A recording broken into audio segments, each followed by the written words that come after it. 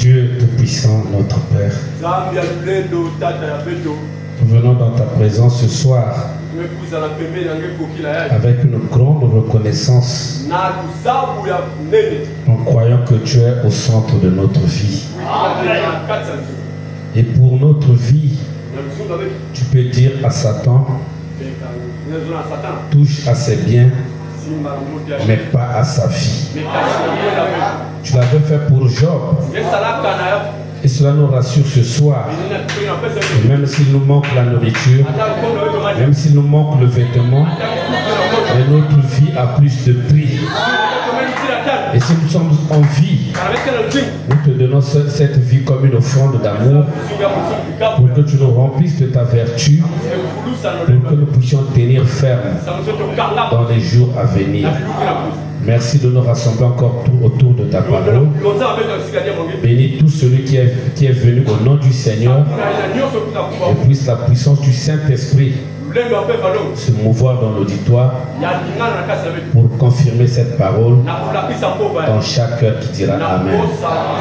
Qu'il en soit ainsi dans le nom de Jésus-Christ. Amen.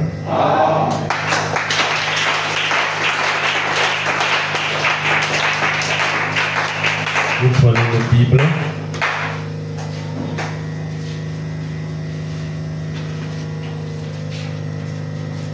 Nous lisons toujours dans Actes chapitre 16. Actes chapitre 16. À partir du verset 1 jusqu'au verset 10. Verset 1 au verset 10. Il se rendit ensuite à Derbe et à Lystre. Nous parlons toujours sur la décision. Il se rendit ensuite à Derbe et à Lystre. Et voici, il y avait là un disciple nommé Timothée, fils d'une femme juive fidèle et d'un prêtre et d'un père grec. Les frères de Lystre et d'Icône rendaient de lui un bon témoignage. Paul voulut l'emmener avec lui, et l'ayant pris, il le circoncis à cause des Juifs qui étaient dans ces lieux-là, car tous savaient que son père était grec. En passant par les villes, il recommandait aux frères d'observer les décisions des apôtres et des anciens de Jérusalem.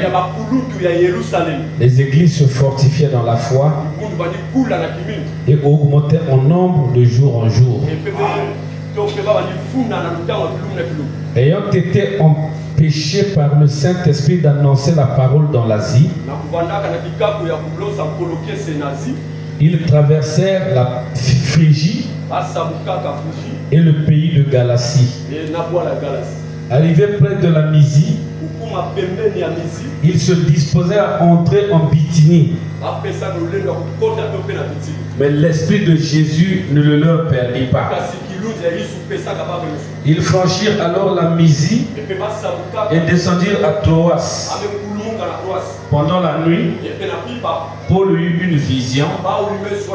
Un macédonien lui apparut et lui fit cette prière: passe en Macédoine, secours-nous.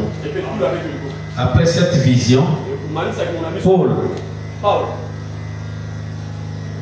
après cette vision de Paul, nous cherchons aussitôt de nous rendre en Macédoine, concluant que le Seigneur nous appelait à y annoncer la bonne nouvelle. Amen. Dieu bénisse sa parole. Bonne t'asseoir. Je vous salue tous au nom du Seigneur Jésus-Christ. Nous sommes très reconnaissants d'être dans sa présence autour de cette petite exhortation.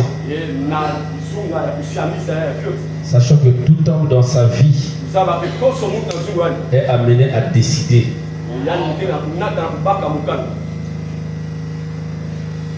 Et le mode de vie est un choix, dit frère Branham. La manière de s'habiller, la manière de manger, la maison qu'il faut construire, le genre de femme qu'il faut épouser, tout ce que le genre de métier, tout ce qu'un homme fait est le résultat d'une certaine décision. Et frère Branham a prêché deux prédications importantes. La puissance de la décision. Et après cela, il a prêché les résultats de la décision. C'est très capital pour un homme de savoir à quoi va aboutir la décision qu'il prend. Ma grande sœur que j'ai suivie, quand elle est rentrée de l'Europe, elle a aimé un Ouest africain. Et ce Ouest africain ne faisait rien. C'était un débrouillard. Il habitait encore chez les parents. Les grands frères lui ont dit: tu viens de l'étranger. Tu as un métier noble. La famille compte sur toi. Mais comment tu peux t'embourracher à un vaurien comme ça? Comme elle parlait lingala, elle a dit Eloko lingi motem. Les grands frères ne pouvaient rien. On a multiplié des réunions, elle a maintenu. Moi, c'est cet homme-là. Je suis prêt à mourir pour cet homme. On la laisse. Elle est partie vivre dans cette maison. Là où pour manger, il faut que les parents fassent le marché. Et lui, le mari, en train d'attendre. On leur a donné une petite chambre. Les conditions étaient vraiment misérables. Elle a eu un enfant. Ça ne marchait pas. Elle est revenue chez les parents. Et si tu voulais avoir des problèmes avec elle, dis seulement parce qu'elle ne pouvait pas oublier ça. C'est en prenant cette décision, elle a fait défier toute une famille. Elle a fait défier des grands frères. Et ça lui a coûté. Elle n'aime plus jamais entendre cette phrase-là. C'est ainsi pour chacun de nous. Surtout vous les jeunes gens. Il y a des voix qui vous rattraperont toute votre vie. Vous faites écouter cette voix. Vous faites semblant de faire la sourde oreille. Ça vous rattrapera. Et ici, la dernière phrase que nous avons lue ici, le dernier verset, on dit: après cette vision de Paul, nous cherchâmes aussitôt à nous rendre en Macédoine. C'est Paul qui avait fait la vision. Ce n'était pas tout le groupe. Mais quand il vient leur raconter sa vision, ils ont dit: après qu'il nous a raconté ça, aussitôt, comment les gens peuvent décider à l'égard d'une vision que quelqu'un d'autre a faite? Ça implique la confiance. Quand vous avez confiance dans quelqu'un, il vous dit ce que Dieu lui a dit. Il y a une histoire que nous racontons souvent sans savoir ce que ça fait. Il y a des choses nous pouvons dire ça parce que ce n'est pas nous qui avons vécu ça. Frère Branham rend témoignage d'un frère qui marchait avec lui. Frère John Charit. Il avait une maison. Et Dieu lui a dit: vends ta maison. Ou bien donne-le à mon serviteur, le docteur Sultan. un prédicateur. Il a dit à sa femme, Dieu m'a dit que nous puissions donner la maison là au pasteur sultan. C'était l'unique maison qu'ils avaient. Sa femme lui a dit, c'est en ordre. Fais ce que Dieu t'a dit. Il y a des femmes que Dieu donne. Il y a des maris que Dieu donne. Il y a des amis que Dieu donne. Amen. Il y a des frères que Dieu donne. Il y a des sœurs que Dieu donne. Vous savez, si Dieu te donne quelque chose, il ne permettra jamais que quelqu'un puisse te ravir ça. Donc si votre mari, votre pasteur, votre frère, votre enfant, votre soeur est un don que Dieu vous a donné, s'il part, c'est que c'est Dieu. Mais que ce soit la volonté d'un homme, personne ne peut vous ravir ce que Dieu vous a donné. Amen. Amen. Dieu te bénisse. Il est parti avec sa femme, il commençait à dormir dans un garage. Il commençait à travailler pour une femme d'affaires. Il commençait à casser le béton quelque part pour avoir un peu d'argent pour manger avec sa femme. Il cherche aussi les enfants ne venaient pas. Quand frère Branham l'a regardé, il n'avait plus de maison, marié mais pas d'enfant. Il parlait difficilement, il bégayait même. Tout ce qu'il gagnait au travail, c'est pour avoir à manger et demain il repartait encore casser le béton. Donc, toute sa vie était médiocre en ce qui concerne ce monde. Le manger, le boire, tout ce pourquoi nous travaillons. Mais Branham dit, quand je l'ai observé, il vivait chaque parole de mon message. Non, pas dans Jéhovah Jireh, deuxième partie de 1964. Il vivait chaque parole de mon message. Alors j'ai prié pour que Dieu puisse le bénir. Amen. Frère Branham a prié.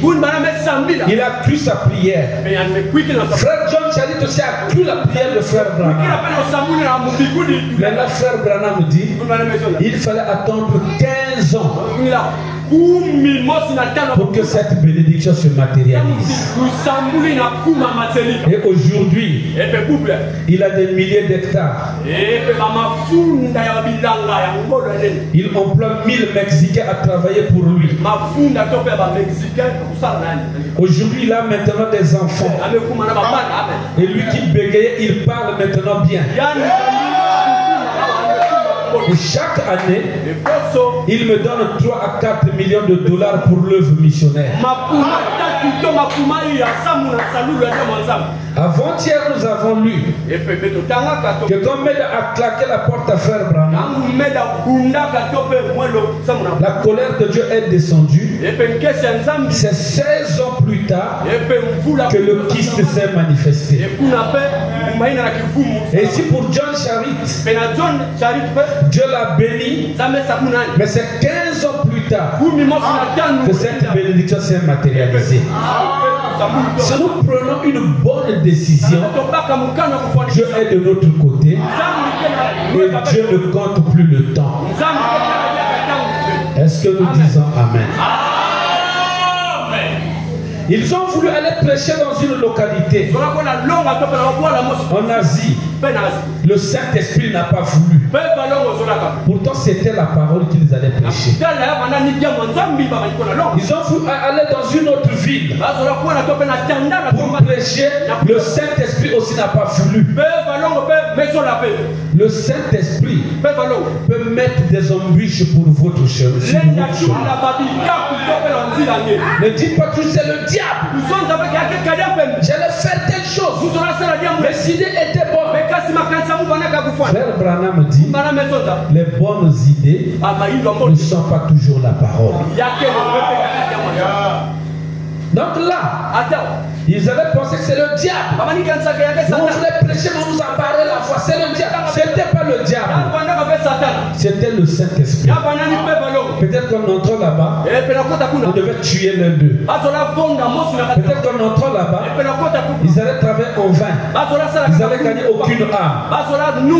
Mais quelque part, il y avait une soif. Et voilà comment Dieu donne une vision à Paul. Il voit un Macédonien. Il vient, secours-nous. Donc on doit aller en Macédoine. Et les frères qui étaient avec lui ont dit, nous décidâmes aussitôt. Disons d'abord frère Branham.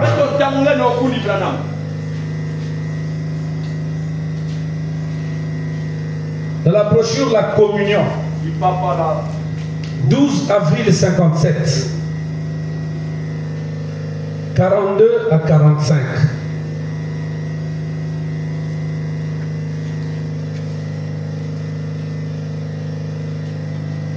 « 42 à 45, la communion de 57. Monsieur Isler, qui est probablement ici présent en ce moment, je n'arrive pas à le voir dans la foule. L'ex-sénateur de l'État de l'Indiana. Je remontais l'autoroute. Monsieur Isler, je pense que vous vous en souvenez bien. J'avais les mains derrière moi. Je me rendais au cimetière.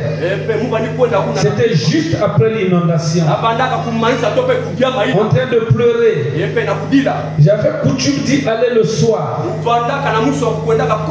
Une vieille tourterelle se posait sur un arbre et chantait pour moi. Il semblait qu'en soufflant sur ces arbres de pin,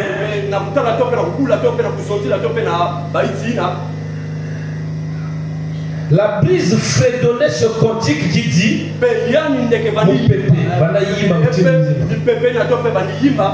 il y a un pays de l'autre côté de la rivière que nous appelons la douceur éternelle. Nous atteignons ce rivage seulement par le décret de la foi. Un à un, nous atteindrons le portail, là pour demeurer avec les immortels. Un jour, on sonnera les cloches d'or pour toi et pour moi. Un oiseau vient. Branham va pour pleurer sa femme et sa fille qui sont partis. Et un oiseau vient. Et quand cet oiseau pousse des cris, Branham entend un chant. Il y a un pays au-delà des étoiles.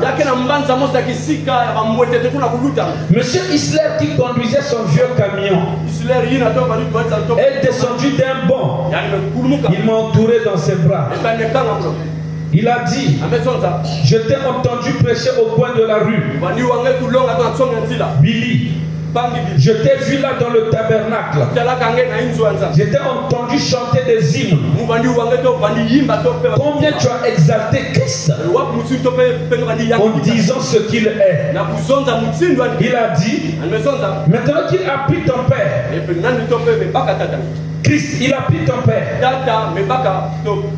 ton frère, ta femme, ton bébé, a-t-il dit. Maintenant, que représente-t-il pour toi? Tu as prêché de toutes ses forces. Tu as chanté pour Jésus.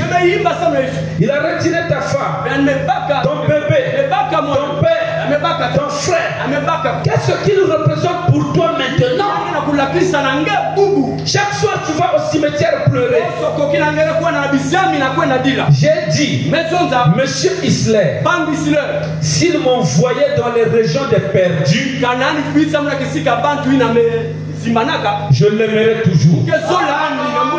Car un jour là-bas, dans une vieille maison à charbon, quelque chose s'est produit ici dans mon cœur que rien ne pourrait ôté.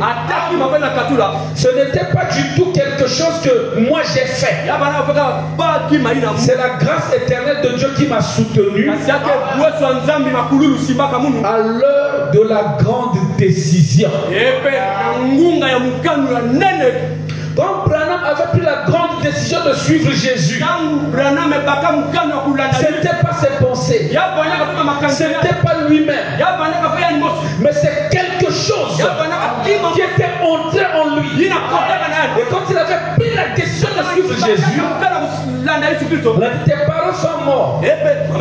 Où est ce Jésus-là? Qu'est-ce que tu penses de lui maintenant? Il dit, même s'il m'envoie en enfer maintenant, je l'aimerai toujours. La première décision que Branham avait prise de servir Jésus, cela l'a accompagné toute sa vie, même dans les épreuves les plus sombres. Donc, question-réponse du 15 octobre 61. 15 octobre 61. Paragraphe 31. Question-réponse 15 octobre 61, paragraphe 31. Et priez donc pour moi, car il y a des grandes décisions à prendre. Frère Roy Border, je pense qu'il est assis quelque part ici ce matin. Il s'occupe des réunions. Et il a un carnet plein d'invitations qui sont arrivées ces quelques dernières semaines. Et des endroits où on doit aller. Et les gens doivent l'appeler pour des réunions. Ainsi, priez pour que Dieu permette que je prenne la bonne décision. Peu importe ce que je dois faire, que ce soit correct, cela comptera. Amen. Il faut aller à Munguno Nord. Il faut aller à Binda. Il faut aller à Vuka Ambaya. Il faut aller à Dolizi, à Braza. Beaucoup des invitations. Le motif est juste la parole. Mais vous, Église, aidez-moi dans la prière que je choisisse l'endroit qu'il faut. Pour te prêcher la parole, c'est bien. Mais il a empêché à Paul et son groupe de rentrer en Asie, de prêcher en Mysie, en Phrygie. Mais arrivé à Troas, il leur a dit où il fallait aller. Et Paul avait une première décision. Dieu m'avait dit, je t'établis à porte des nations. Donc j'irai partout chez les nations apporter la parole. Mais pendant qu'il se confie dans sa vocation, il arrive quelque part, le Saint-Esprit empêche. Il faut encore aller là-bas, le Saint-Esprit empêche. Et Dieu est venu lui dire, va maintenant à tel endroit. C'est bien de marcher avec Dieu. Si on prend des grandes décisions sans Dieu, notre vie va sombrer. Notre foyer va sombrer. La nature de l'homme s'est accusée. Adam, pourquoi tu l'as fait?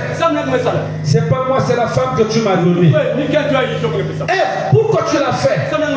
C'est pas moi, c'est le serpent. Et le serpent ne pouvait plus accuser quelqu'un d'autre, parce qu'il était l'incarnation même du mal. Et Dieu a donné des sentences au serpent. Frère, vous devez savoir qui accuser. Frère, quand les problèmes surgissent, je ne sais pas si je me trompe, il doit dire, je crois que dans 90% des cas, c'est pas votre frère, votre soeur, mais c'est le diable qui le fait. Il faut alors discerner pour savoir que c'est le diable et comment séparer le diable de votre femme, de votre mari ou de votre frère. Ne décidez pas vite. Amen. Amen. Aujourd'hui, le monde est en train d'évoluer. Si vous lisez la brochure L'Absolu, Frère Branham dit, dans un terrain de football, l'absolu c'est l'arbitre. Dès que l'arbitre siffle, on ne peut plus changer ça. C'est écrit là dans les brochures. Vous écoutez la bande, vous suivez ça. Mais aujourd'hui, l'absolu n'est plus l'arbitre. Le monde a évolué. Même si l'arbitre siffle le but, il y a encore un comité à côté qui suit les ralentis, qui regarde tout. Et l'arbitre a maintenant un micro. On peut lui dire non, ne valide pas le but. À ce moment, même si le joueur qui a marqué pour lui sauter, il a crié, ils attendent. Dès que l'arbitre dit, c'est pas un but, c'est pas un but. Si vous lisez, toujours dans l'absolu, Frère Branham dit, la Cour suprême est l'absolu pour la justice de notre pays. Quand ils prennent une décision, cette décision ne peut pas être changée. Les gens ont dit Amen. Ça est dans les bandes, nous pouvons encore écouter ça. Un jour, dans l'influence d'un autre, un couple chrétien,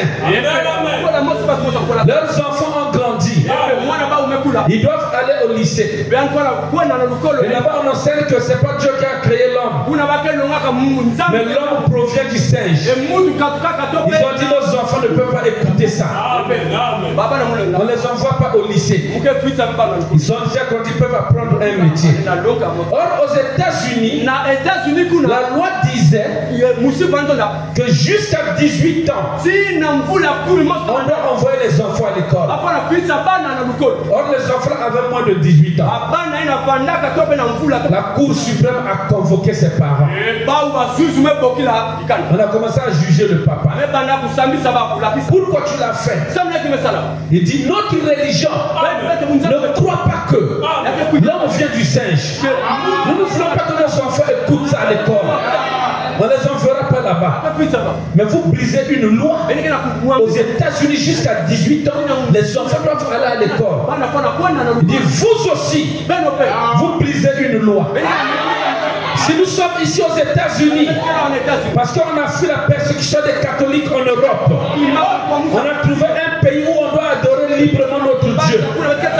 Et dans la même constitution qui condamne la position que nous avons prise, il y a aussi la liberté de la religion. Si vous nous condamnez à cause d'une loi, vous brisez aussi la liberté de la religion par une loi. Il dit, monsieur, vous avez 2 ans de prison. Il a dit, moi et ma femme, nous acceptons de purger les 2 ans de prison. Mais sachez qu'aujourd'hui aux États-Unis, la liberté est morte.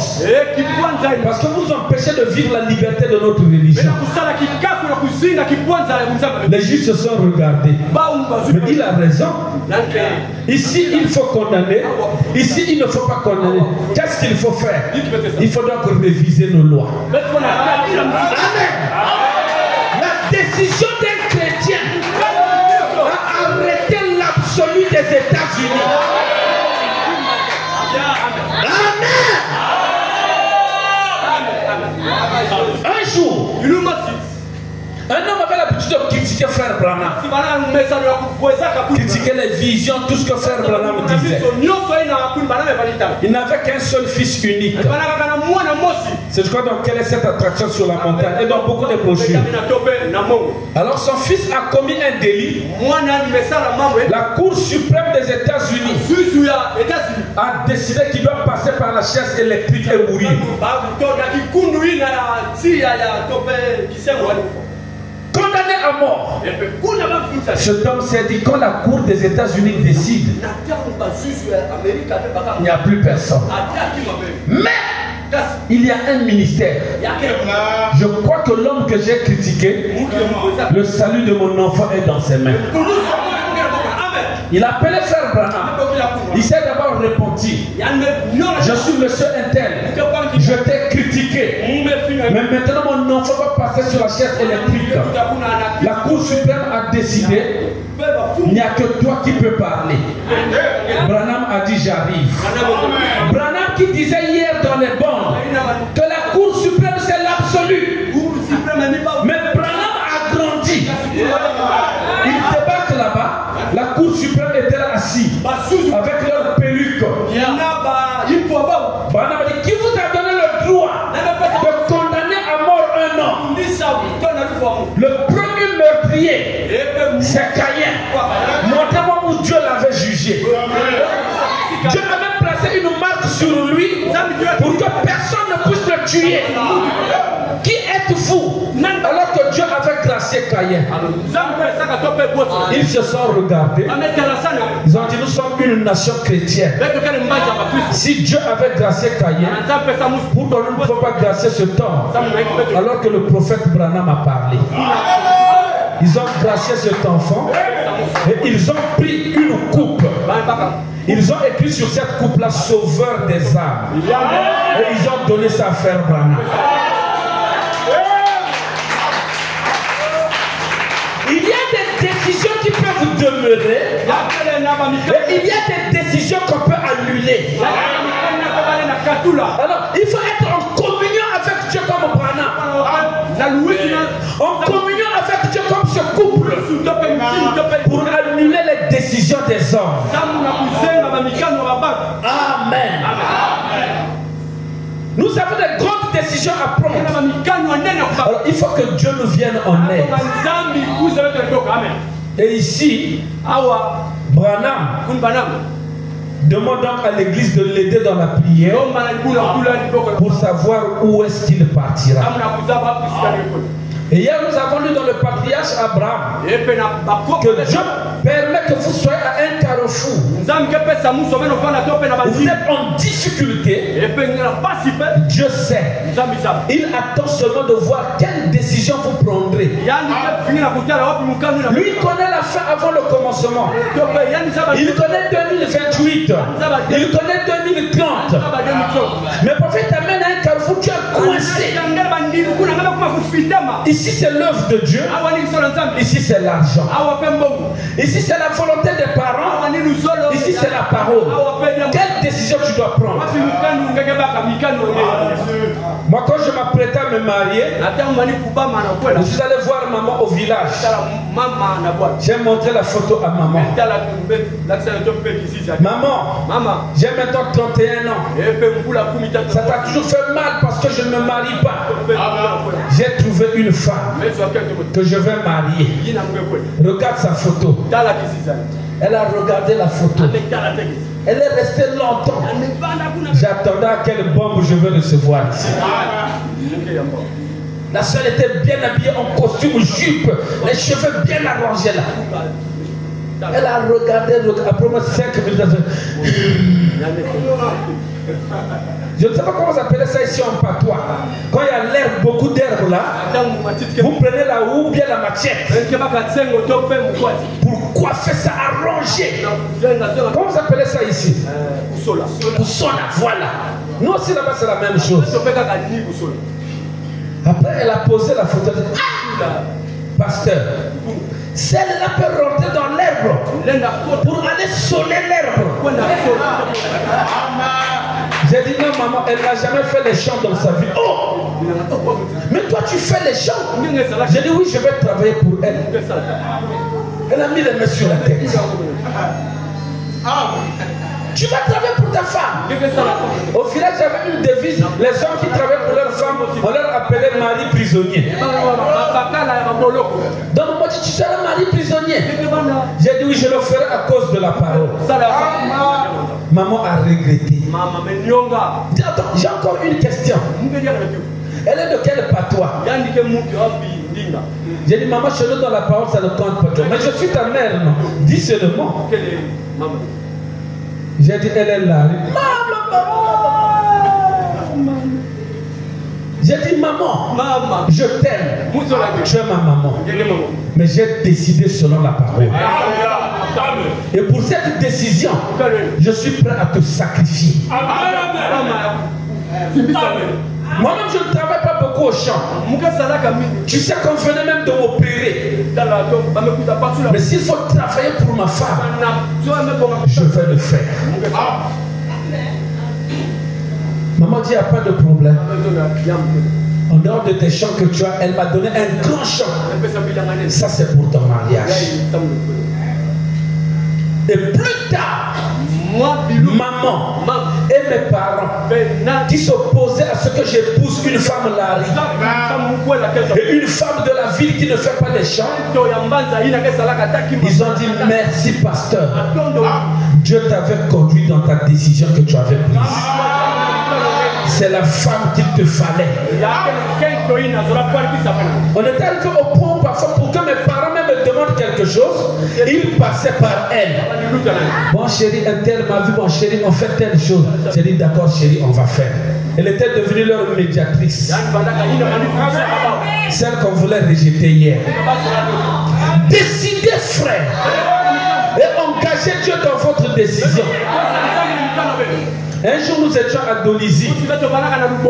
Mon grand frère qui vivait avec moi à Brazza, il était témoin quand Dieu m'appelait au ministère. Il a dit, je crois frère Yvi. Il a dit à frère Yvi, il y a quelques frères qui étaient avec nous.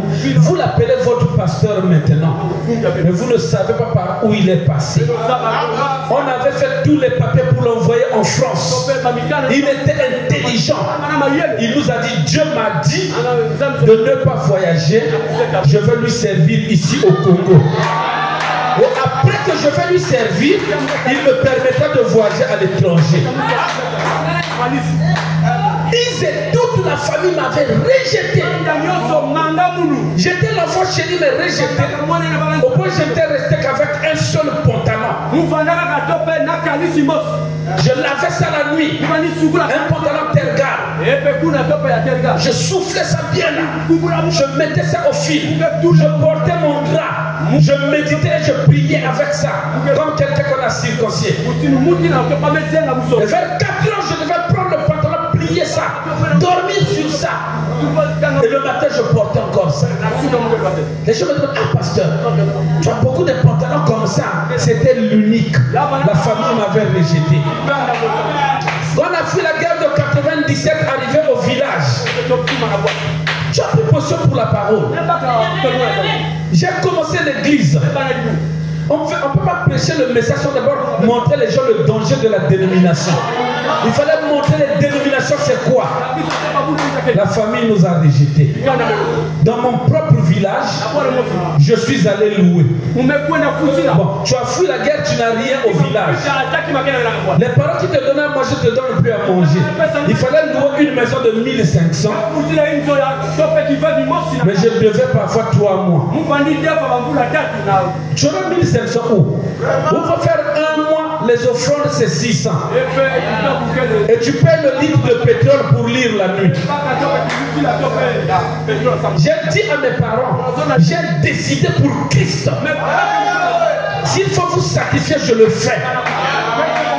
Et frère Branham me dit, montrez-moi un homme qui a pris position pour Christ. Et que Dieu l'ait abandonné. Branham dit, ça n'existe pas.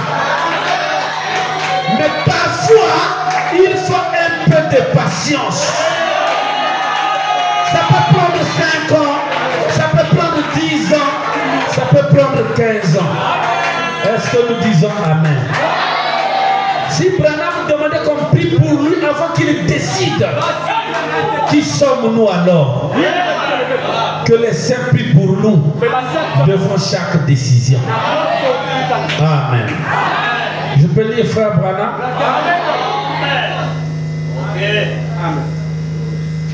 Qu'est-ce que frère Branham dit? Dieu vous amène là. Dans la brochure confirmant sa parole. Il a pris ça plus. Je suis au 16 août 64. Confirmant sa parole, 16 août 64. Paragraphe 187. Observez cette fille maintenant. Ça va piquer piquer un tout petit peu.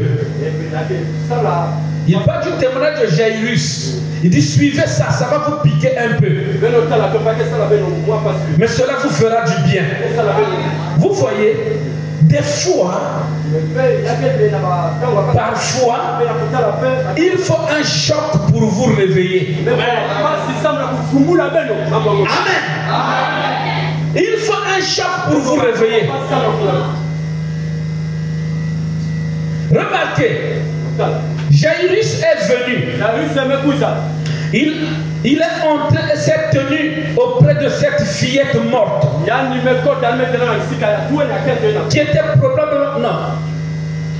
qui était probablement morte des heures auparavant. On parle de Jésus qui est venu, oui. On l'avait déjà étendu là. On l'avait embaumé. Et on l'avait mise sur une couchette. C'est ce qu'on faisait en ce temps-là. On les emportait et on les enterrait. En les mettant sur une planche. Elle était étendue sur une couchette avec des fleurs tout autour. Et oh, ce brave petit pasteur, le petit Jairus, j'imagine qu'il était un brave petit pasteur. Tout le monde l'aimait. En effet, vous voyez, je peux prouver cela. Car dans son cœur, il croyait vraiment en Jésus, mais il n'arrivait pas à prendre la décision. Parce que dans la Bible, on dit qu'il conduisait une synagogue. Il croyait Jésus, mais laissez les sacrificateurs, laissez la loi, il n'arrivait pas à décider. Ici, il y a le travail que je fais. Je suis aimé de tout le monde. Tout le monde m'acclame. Et là, il y a Jésus. Il n'arrivait pas à décider, mais pourtant, il croyait Jésus dans son cœur. À peine, il n'arrivait pas à décider. Sinon, il ne pourrait plus recevoir un chèque chaque samedi ou chaque lundi matin. Si je suis Jésus, l'Église ne va plus rien me donner. Alors, qu'est-ce qu'il faut faire? J'ai une femme, j'ai des enfants. Suivre cette doctrine-là, c'est sacrifier mon salaire. Qu'est-ce qu'il faut faire? Voyez-vous, il n'arrivait pas à prendre la décision. À peine. Et autre chose, les gens, comme ils jouissaient d'un très grand prestige parmi les gens,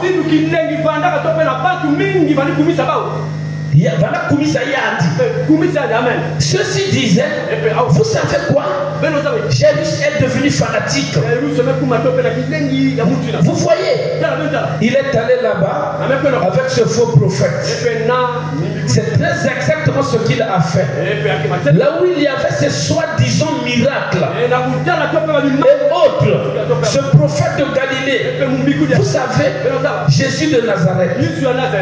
Nous ne croyons pas cela aujourd'hui. Ça a l'air sacrilège.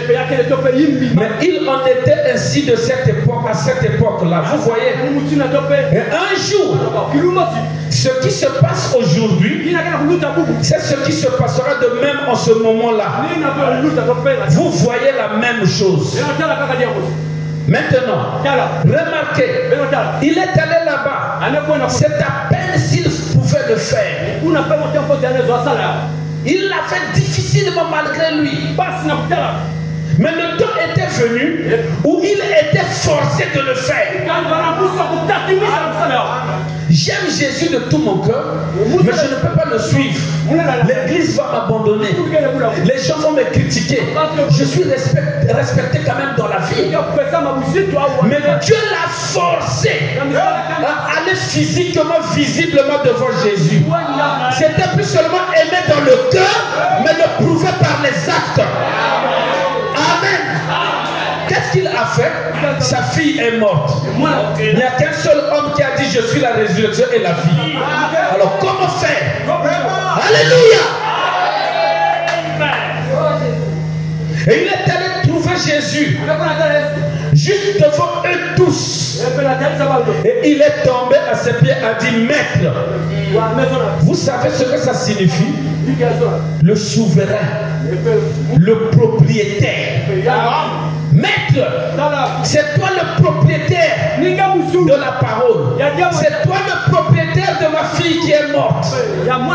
Viens devant tout le monde, devant ces laïcs. Vous voyez, beaucoup de gens veulent que Jésus soit leur sauveur, mais pas leur Seigneur. Vous voyez, Seigneur veut dire celui qui règne. Oui, vous dites, Jésus sauve-moi et laisse-moi rester ici même, et ça sera en ordre, et je m'occuperai de mes propres affaires. Eh bien, ne t'intègre pas dans mes affaires, mais tu peux être mon sauveur, mais pas mon Seigneur. Il veut être Seigneur, c'est alors qu'il est votre sauveur. Avant que Jésus ne te sauve, ça peut être le salut de l'âme, ça peut être un problème d'argent, un problème de santé. Tu as besoin du salut, accepte-lui d'abord comme Seigneur, qu'il règne dans ta vie. Après, il te donnera ce que tu cherches. Et frère Branham dit, si Jésus vous a sauvé, vous a délivré de la boisson, du tabac, des choses du monde, et vous avez un problème d'argent, et vous ne croyez plus que le même qui vous a sauvé, la chose la plus difficile, il l'a fait. Mais pour l'argent, vous voulez faire des calculs, vous doutez de votre salut. Si c'est lui qui vous a sauvé, il peut vous donner l'argent, il peut vous donner le mariage, il peut vous donner des enfants. Amen. Il est votre Seigneur, alors il deviendra aussi votre sauveur. Donc, il y a des gens, s'ils n'arrivent pas à décider, après avoir écouté la parole, Dieu va lui forcer. Il peut lui prendre la femme, il peut lui ravir le mari, il peut te ravir un enfant. Tu peux faire un accident. Moi, quand Dieu m'avait dit, lève-toi, tu ne vas plus prêcher sur au village, je t'envoie à Pointe-Noire. Je vais ajouter l'onction dans ton ministère. Je vais aider mes enfants. Je dis, oh, moi j'ai construit. J'ai commencé à faire l'élevage. J'ai mes plantations. Non, moi j'attendais l'enlèvement ici au village. J'ai commencé à prêcher en ville. Il y a trop des esprits là-bas. Je vais soit prêcher en ville. Je me sens bien ici. Il a dit c'est moi. J'ai résisté. Dieu m'a paralysé. Et quand je suis tombé dans la paralysie, j'ai fait une vision, un serpent m'avait enroulé les pieds. Frère, j'ai fait beaucoup de temps, je ne me levais plus, je rompais. Je ne pouvais même pas m'asseoir. C'était difficile. J'ai dit, Seigneur, je vais mourir ou quoi? On m'a fait la radio. On m'a dit, tu es en train de tromper les gens. Regarde la radio. Ta colonne vertébrale est cassée 3 fois. J'ai vu moi-même 3 autres. J'ai dit, je ne suis pas tombé. Je ne peux pas mentir, je suis passé. Tu es tombé. La radio est là. J'ai vu les gens aussi en vue. Alors pendant que j'étais là, j'ai vu le serpent qui m'avait enroulé. Je priais, Seigneur, viens me secourir. J'ai vu un ange du Seigneur qui est venu avec l'épée. Dit, tu veux que je puisse te secourir? Mais si je frappe le serpent là, je veux aussi te frapper.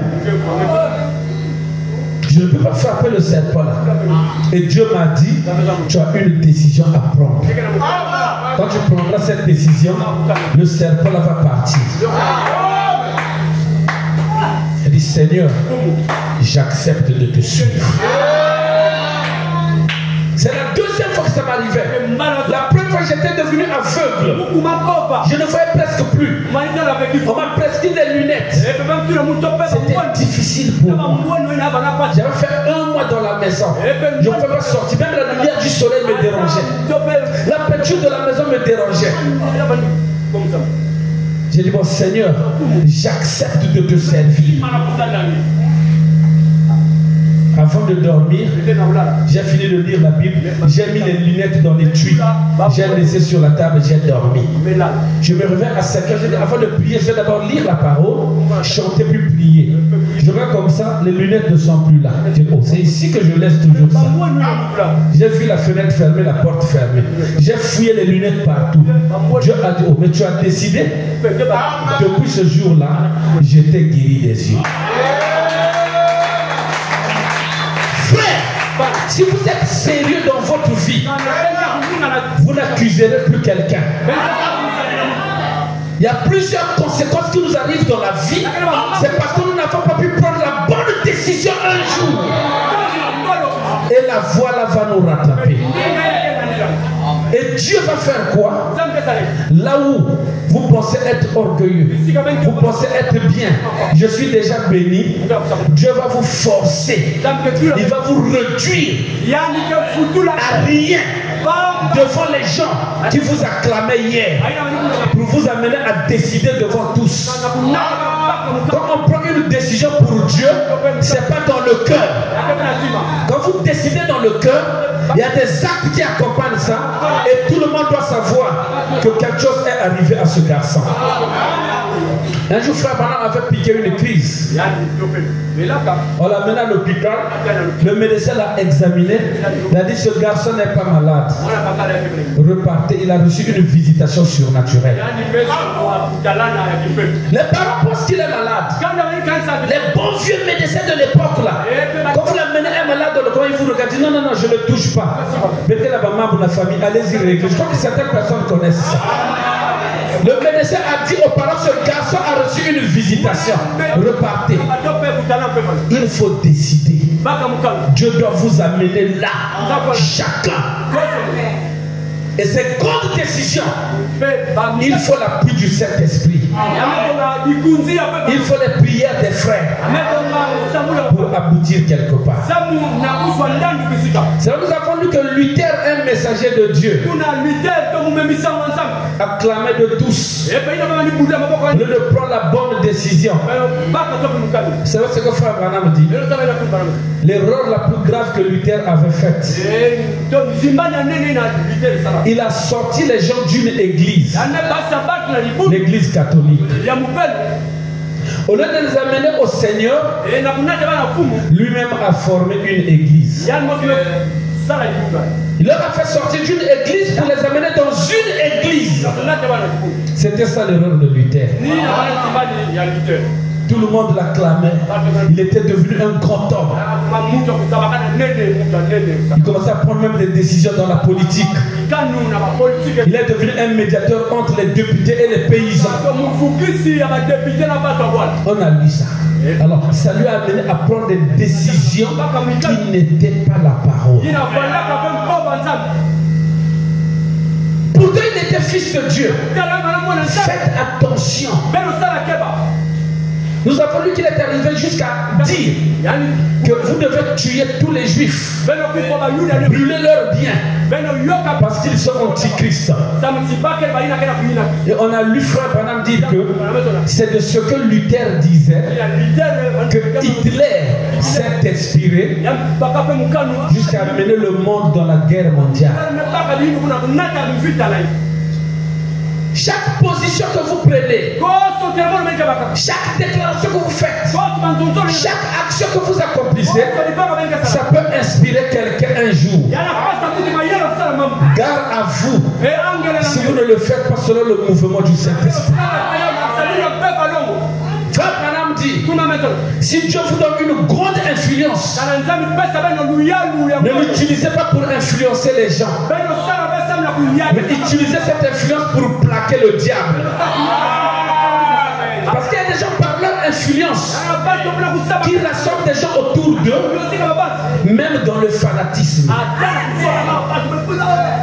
Et frère Branham n'aime pas ça. Dieu aussi n'aime pas ça. Chaque fils de Dieu aussi n'aimerait jamais ça. Amen. Il est pour lui parti, fils de Dieu. Mais ce qu'il avait dit derrière a causé des dégâts. C'était possible parce qu'on était dans l'âge de la réforme. Luther n'était pas prophète. Mais aujourd'hui, nous sommes dans un âge prophétique. Quand les prêtres viennent, ils disent, faites ce que je vous dis de faire, mais ne faites pas ce que je fais. Non, non, non, non, non. Nous sommes dans l'âge prophétique. Là où Paul pouvait dire, soyez mes imitateurs, comme je le suis de Christ. Amen. Faisons très attention. Un homme peut prendre une mauvaise décision aujourd'hui. Vous le jugez. Mais vous ne connaissez pas qu'il est fils de Dieu. Qu'est-ce qui arrivera demain? Et vous, quand vous allez accrocher à ce qui est faux qu'il avait dit ou qu'il avait fait, là-bas lui a pris notre position. Voilà pourquoi dans l'évangile, il y a une chose que vous devez savoir. C'est subtil. Quand Dieu est descendu visiter Abraham, il est venu avec le message du salut. Il a pris 2 anges. Il est envoyé avec un message, mais d'aveuglement. Donc un homme peut être un messager d'aveuglement. Il fait quelque chose. Oh, lui a fait non. Quand tu suis ça, tu t'égares. Aujourd'hui, nous avons tout le conseil de Dieu où on peut lire qu'est-ce que frère Branham dit au sujet d'une chose d'un bout à l'autre. Parce que nous ne sommes plus dans la réforme. Là où les gens doivent laisser les erreurs derrière eux pour que les gens subissent. Non. On doit vérifier la parole par la parole. Et ça amènera un fils de Dieu, une fille de Dieu à prendre une bonne décision. Amen. Un jour, frère Branham recevait les gens. Il a reçu un frère. Il dit, frère Branham, moi vraiment je ne me contiens pas. Je vais utiliser les méthodes de contraception. Les choses sales, les préservatifs. Frère Branham, si tu le fais, tu iras en enfer. Tu es chrétien, tu dois te contenir. Juste quand il sort, un autre frère rentre. Il avait le même problème. Frère Branham lui a dit, c'est en ordre. Tu peux utiliser ça. Ça dérangeait Billy Paul. Dit, papa, comment? Un poids, 2 mesures. Comment tu peux faire ça? Il a dit, Billy, je savais que tu allais être dérangé. Mais tu sais, le premier homme veut prendre la mauvaise décision. Parce que c'est seulement pour l'appétit sexuel. Mais l'autre, sa femme est malade.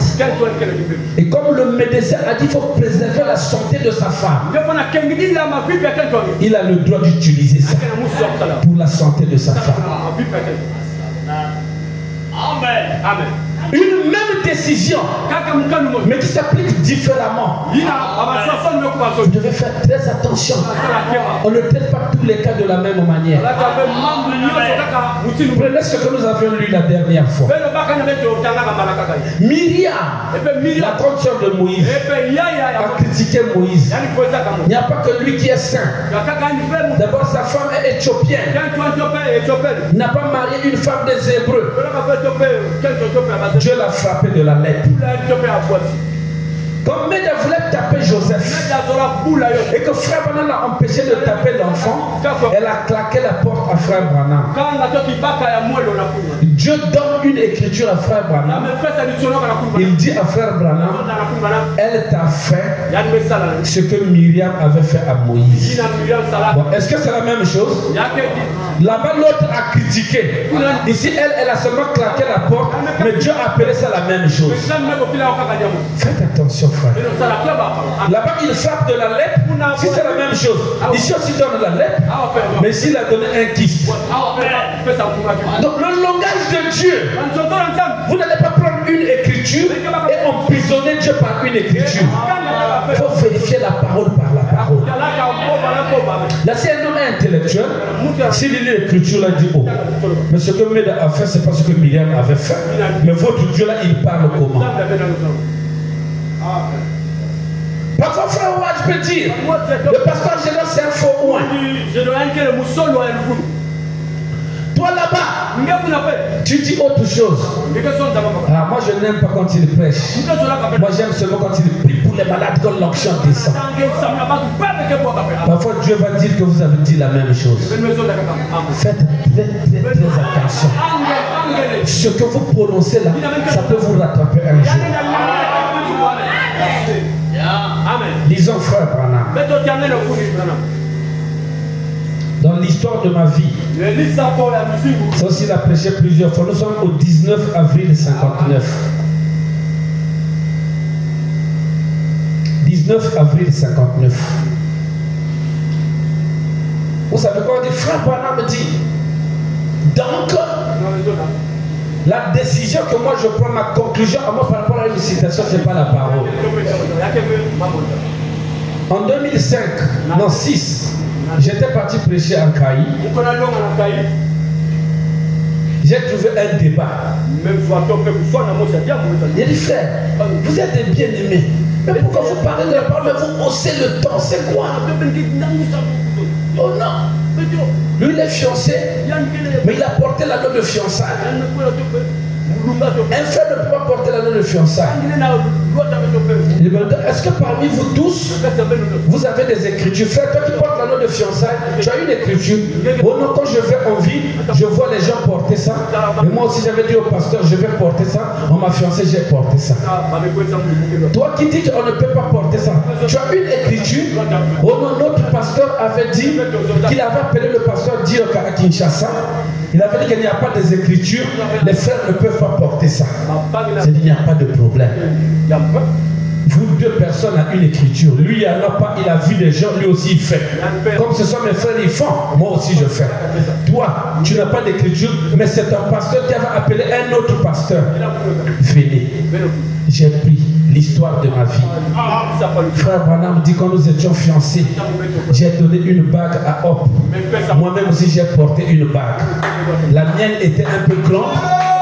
Je mettais un papier pour caler ça. Regardez la citation. Oh non, le pasteur Dioka, ça c'est pas le message de Dioka. La citation est là. Toi, prends la citation, va dire au pasteur. Toi aussi qui portais sans avoir une preuve, voilà la preuve que ça puisse fortifier ta foi. Vous êtes frères, ne vous chamaillez pas. Oh non, tu veux dire, toi tu dépasses le pasteur Dioka. Je dis non. La citation est là, tu dois décider par rapport à ta foi, non pas à la personnalité de quelqu'un. Même moi-même j'avais porté ça, demandé ma femme. Parce que c'est scripturel.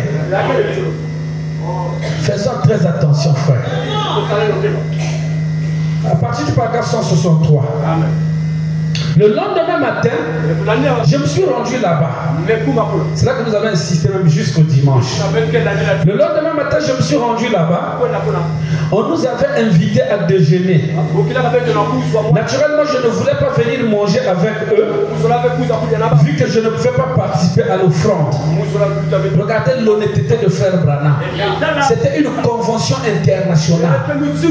Lui était de passage, je l'ai invité, viens, tu es prédicateur. Ah, je dois m'arrêter aussi assister à la convention des pentecôtistes. Et quand c'était le tour d'aller manger, Branham dit, comme je n'avais pas cotisé, je ne voulais pas pouvoir manger. Frère, moi je suis pasteur depuis des années.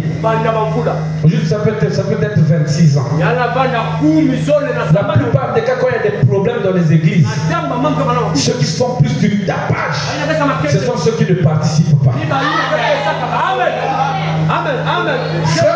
Frère Branham dit ça. Amen. Dans les esprits séducteurs. Que les gens qui sont toujours, ah, il y a eu telle chose là-bas, on doit vérifier la parole. Il dit que c'est pas qu'ils ont fait soif de la parole, mais ils sont la sulfurique de l'église. Amen. Alors je suis simplement parti. Et le lendemain matin, quand je suis revenu, quand je suis arrivé, eh bien, j'avais mangé quelques-uns de mes petits pains. Je me suis assis. Et ils avaient installé un microphone. Je n'avais jamais vu de microphone auparavant. Branham a eu un parcours. Il prêchait déjà. Il était ordonné chez les baptistes.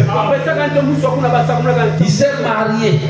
Mais arrivé là, Branham a commencé à prêcher sans micro. Moi, je vois parfois des jeunes frères de pointe, dès qu'ils commencent à aspirer. Oh pasteur, je commence à aspirer là, je n'ai pas de chaussures, pas de veste, je n'ai pas de tablette. Ah! Mais qui t'a dit pour prêcher, il faut la chaussure, les vestes, les tablettes. Chaque ministre a un parcours. Je n'avais jamais vu le microphone auparavant. Et j'avais peur de cette affaire-là.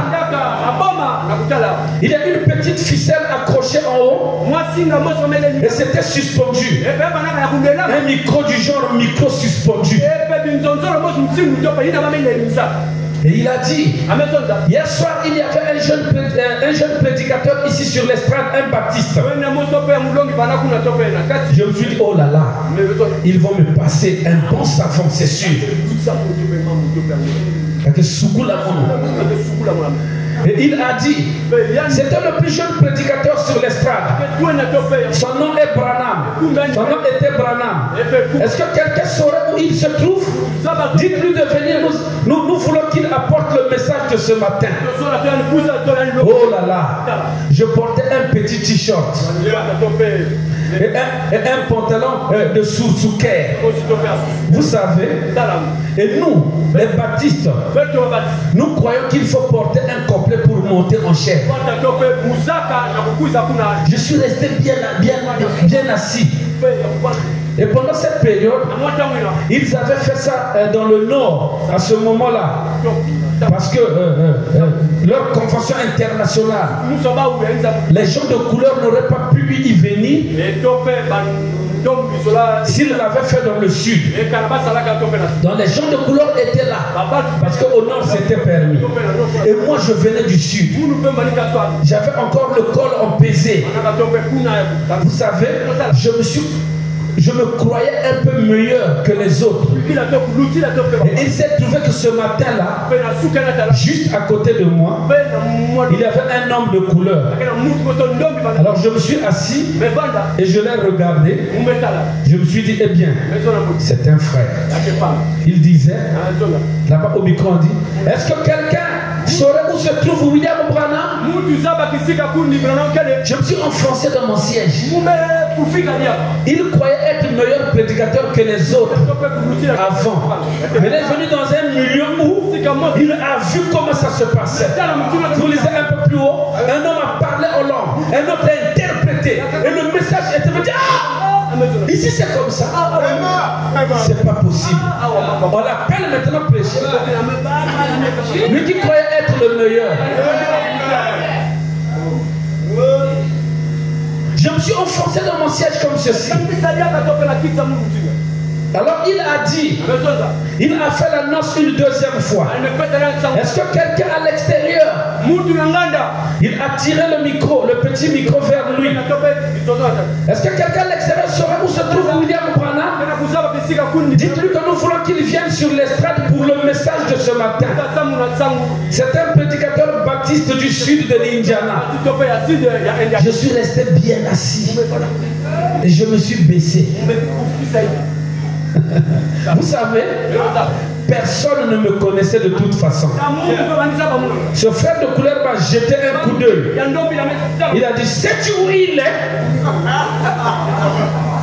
Sais-tu où il est? J'ai pensé, je devais soit mentir ou faire quelque chose. Alors j'ai dit, descends un peu ici. Il a dit, oui monsieur. J'ai dit, je voudrais te dire quelque chose. Donc Branham lui a dit, baisse-toi un peu. Je vais te dire quelque chose. J'ai dit c'est moi. Il a dit eh bien, monte sur l'estrade. J'ai dit non, je ne peux pas.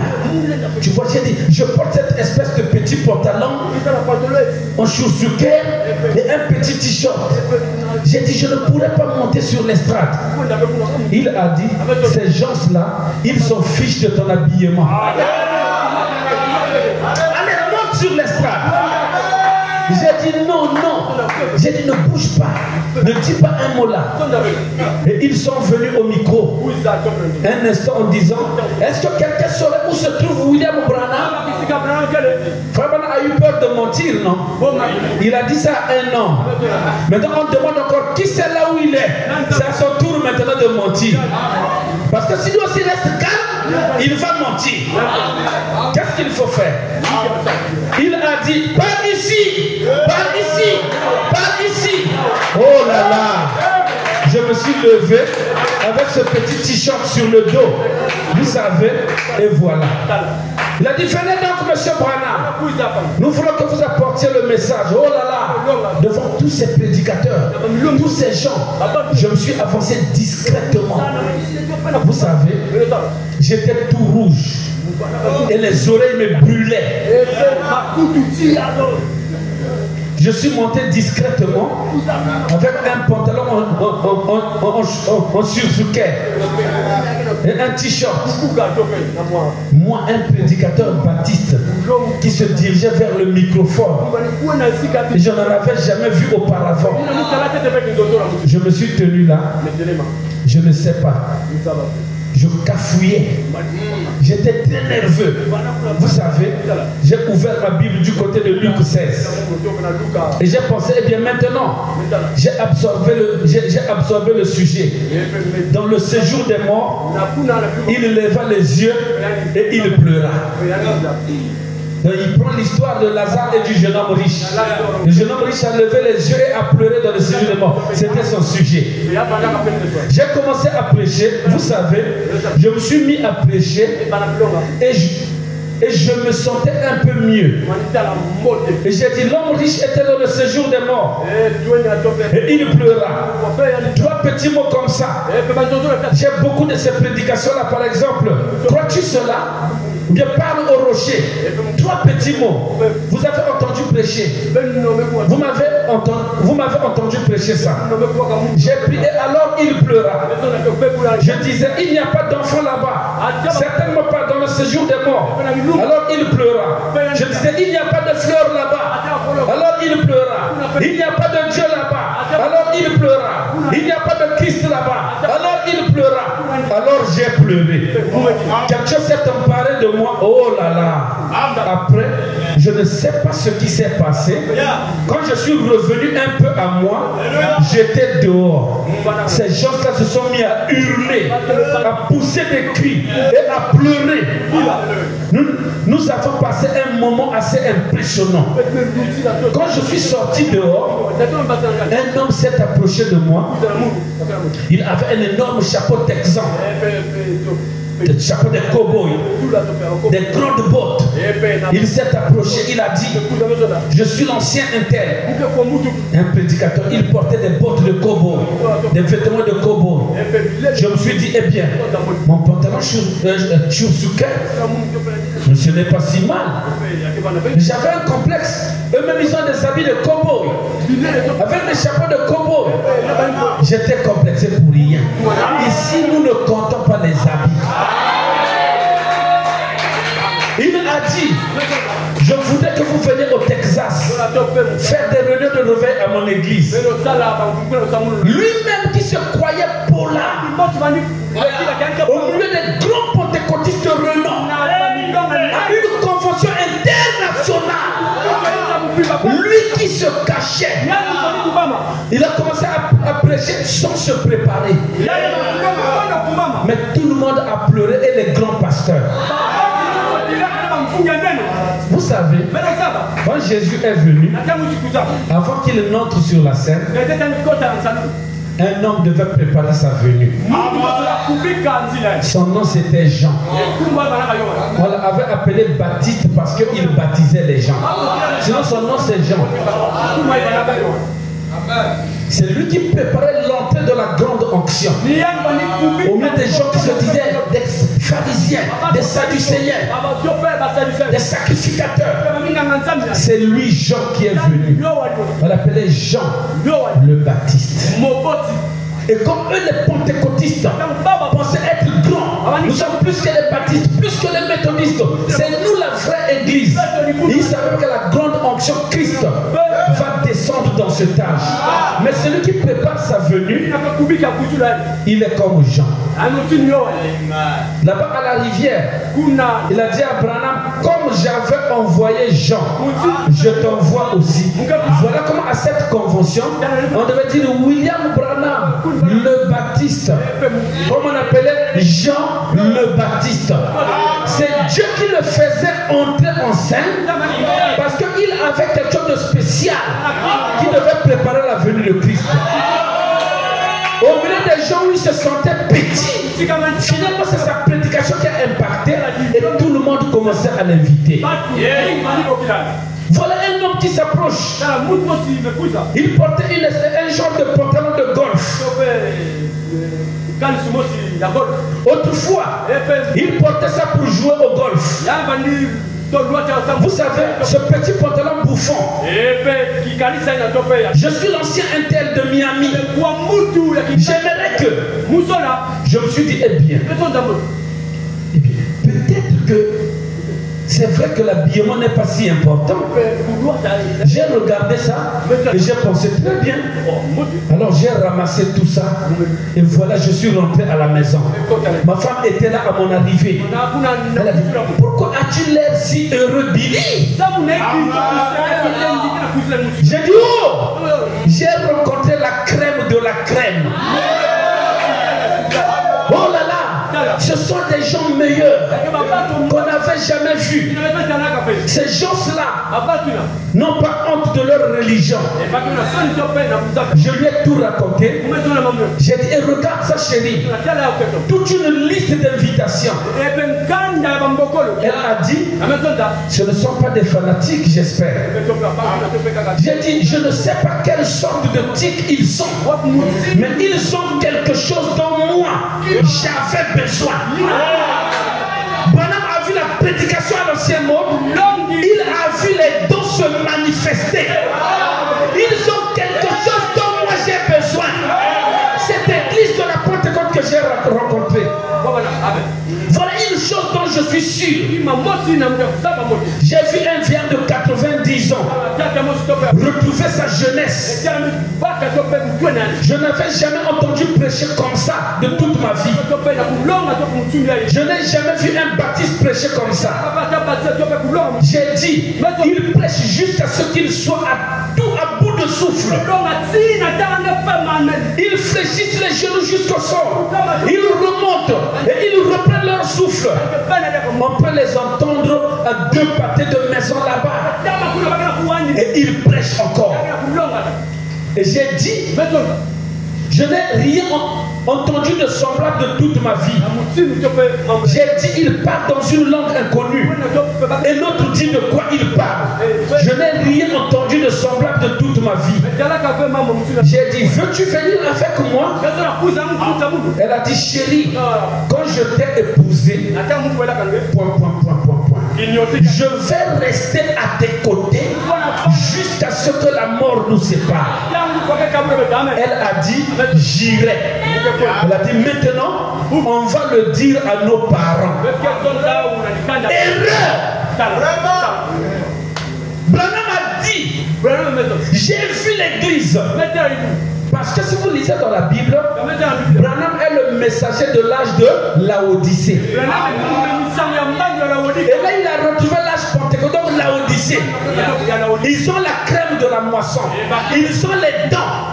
Mais la chose qui leur manque viendra par mon ministère. Il faut que j'aille là-bas.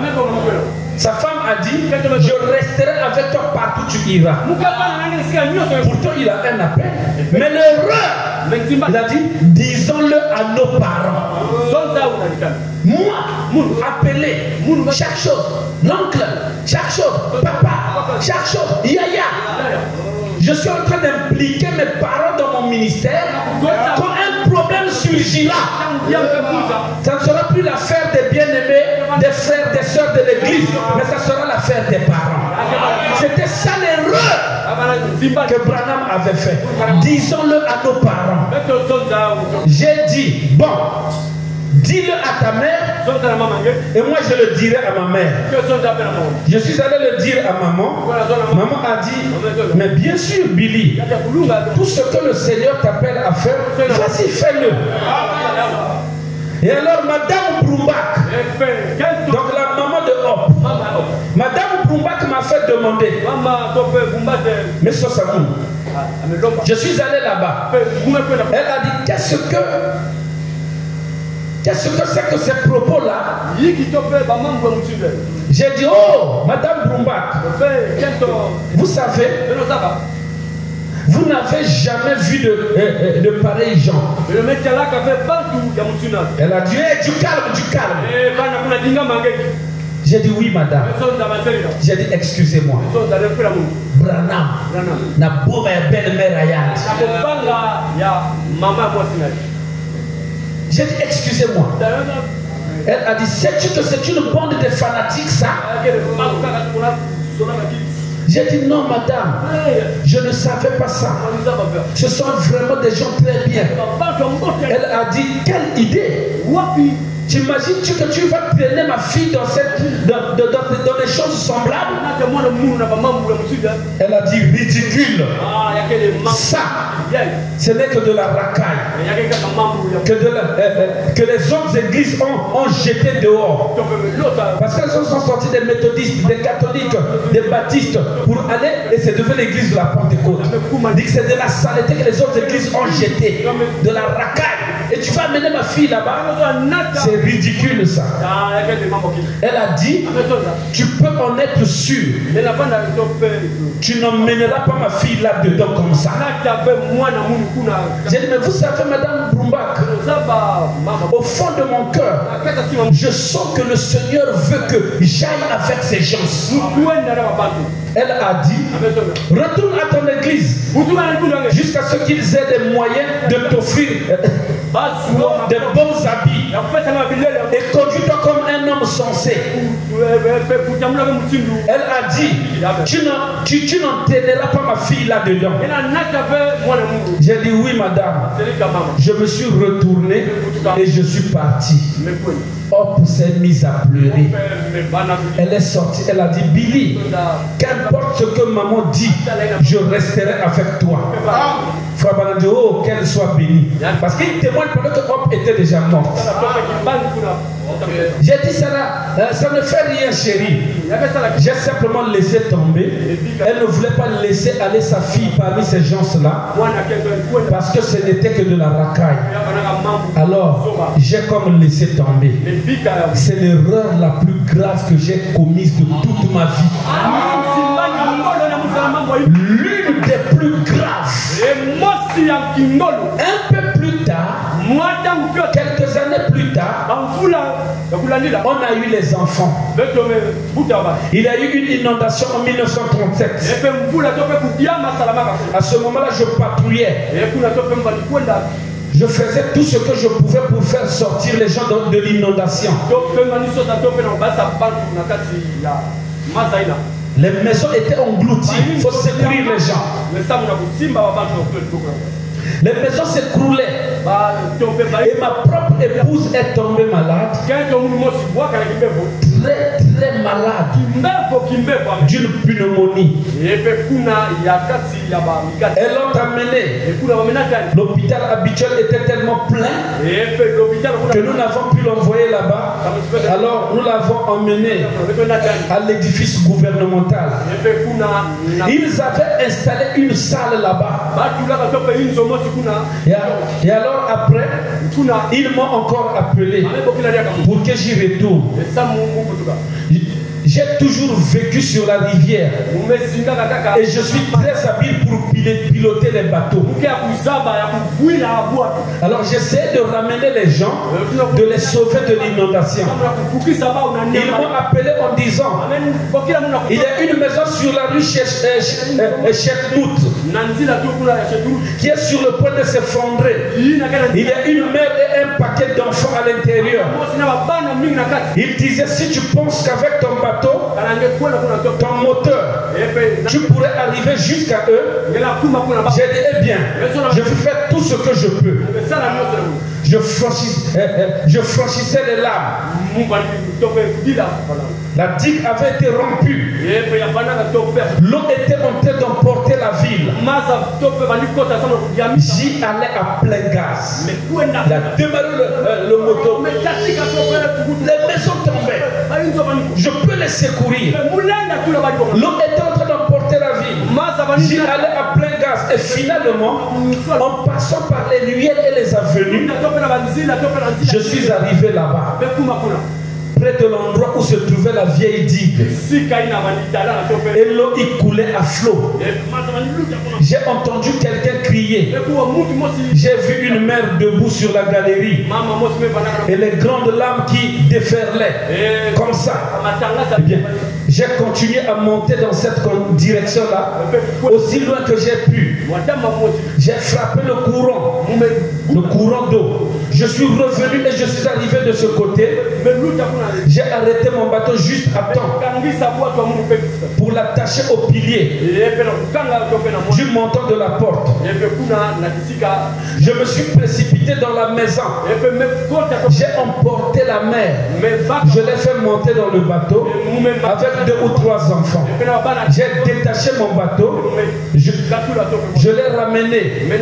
Je suis allé beaucoup plus.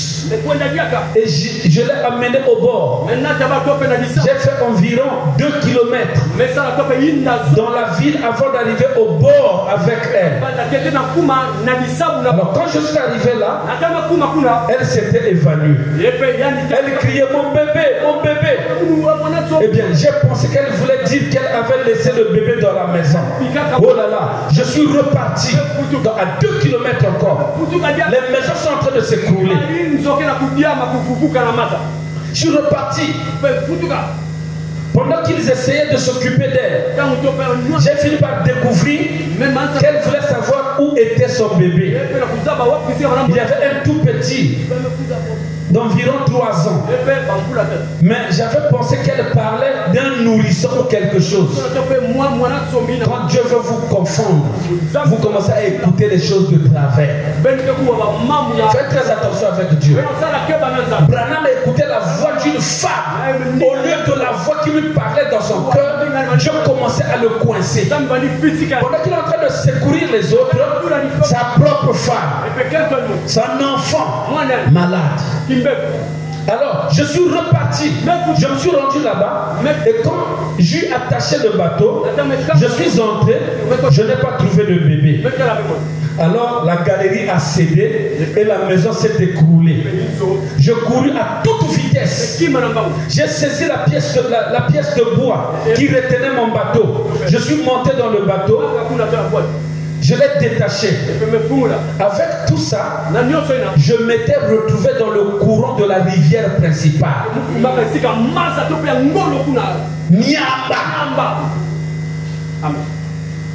Il était peut-être 11h30 du soir, 23h30. Il tombait de la neige. J'ai saisi la corde de démarrage. J'ai essayé de mettre le bateau en marche. Il refusait de démarrer. J'ai réessayé. Il refusait de démarrer. Il est dans le courant principal. Le bateau commence à refuser de démarrer. Tu es à l'heure la plus sombre. Tu pries, rien, pas de songe, pas de vision. Tu veux méditer là, ça ne rentre pas. Tu veux dormir, le sommeil ne vient pas. Je sais amener les gens à certains carrefours pour les ramener. Amen. J'ai réessayé de nouveau. J'avançais toujours plus dans le courant. Et les chutes étaient juste un peu plus bas. J'essayais très fort. Je me dis, oh là là, c'est ma fin. Ça y est. Et j'essayais très fort. J'ai dit, Seigneur, je t'en prie, ne me laisse pas mourir d'une mort comme celle-là. Je tirais et je tirais. Ça m'est revenu. Qu'en est-il de cette racaille vers qui tu as voulu aller? Pendant qu'il tirait, le bateau ne démarrait pas. Il commence à tomber dans la chute. Dieu est venu lui dire, qu'en est-il de cette racaille où tu as refusé de partir? Disons Amen. La voix de Dieu vous rattrape toujours. Vous voyez, Branham dit, j'ai posé ma main sur le bateau. Et j'ai dit, oh Dieu, sois miséricordieux envers moi. Ne me laisse pas quitter mon épouse et mon bébé comme ça.